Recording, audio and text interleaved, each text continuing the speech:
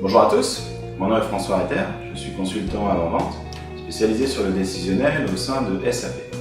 Alors aujourd'hui, je suis accompagné de Léonard Barnou, qui fait partie de la société JB & Smith, société avec qui nous entretenons des relations fortes depuis de nombreuses années, et qui propose des extensions à notre plateforme SAP Business Objects, et plus spécifiquement sur des thématiques d'administration. Merci François. En effet, Léonard Barnou, le responsable vente chez JB & Smith. JB & Smith propose un ensemble de solutions pour améliorer l'administration de la plateforme SAP Business Objects. Et aujourd'hui, je vais vous présenter particulièrement une des solutions qui s'appelle 360 Bind, qui permet d'optimiser les tests de régression sur le contenu BI, notamment sur les phases de recettes dans une migration, ou tout simplement pour améliorer la qualité de vos rapports SAP Business Objects. Donc concrètement, ici je vais vous montrer un exemple de test de régression avec l'outil 360 Bind. Pour vous donner un peu un exemple sur un test manuel déjà, donc par exemple ici j'affiche à gauche un rapport en XI3, en BI 4.1 ou même en BI 4.2 non patché, et puis le même rapport à droite après la conversion.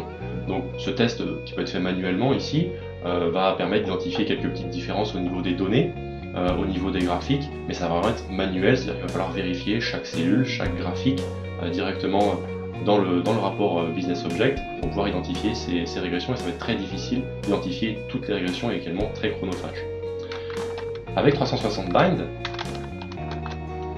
on va en fait pouvoir planifier, exécuter le rapport numéro 1, donc dans l'ancienne version, exécuter le rapport numéro 2 dans la nouvelle version, avec l'export 1 qui se trouve ici, l'export 2 qui se trouve ici, et ensuite la comparaison de ces deux exports sur la dernière ligne, avec la possibilité donc d'ouvrir le résultat de cette comparaison directement dans le navigateur et de visualiser les deux rapports côte à côte, cette fois-ci dans l'outil, avec vous voyez, un filtre qui s'applique pour identifier les différences au niveau de ces deux rapports. Donc à nouveau à gauche le rapport dans l'ancienne version, à droite le rapport dans la nouvelle version, et on identifie très facilement les différences au niveau du graphique, les différences au niveau des données, les différences sur les éléments qui ont été ajoutés, et directement ça saute aux yeux. La comparaison permet directement de visualiser ces résultats. Maintenant, pour vous donner un autre exemple, dans le cadre par exemple d'un projet de migration avec un lot de rapports à tester, on va pouvoir ouvrir cette comparaison. Donc ici sur la gauche, on voit tous les rapports qui n'ont aucune différence, tous les rapports qui ont des différences et qui apparaissent en rouge, et de la même façon, on va pouvoir aller ouvrir ces rapports et identifier les différences. Alors là, on est sur le cas d'une migration XI 3.1 vers BI 4.2, et en fait une formule d'arrondi dans les différentes cellules a changé de mode de fonctionnement, et ce qui crée des régressions un petit peu de partout. C'est en fait une seule régression qui produit toutes ces erreurs. Donc on voit ici les décimales qui ont disparu dans les différentes cellules. Pareil dans les graphiques.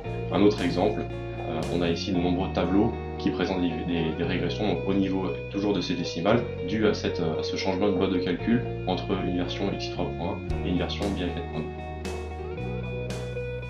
Merci Léonard pour cette présentation de la solution 360 Bind. Alors je crois que vous avez des retours chiffrés sur les clients et sur la satisfaction de votre solution. Exactement. Nos clients ont constaté un gain de 80% de temps sur les phases de test en utilisant le produit comparé à un test manuel, et même sur des très gros projets de migration.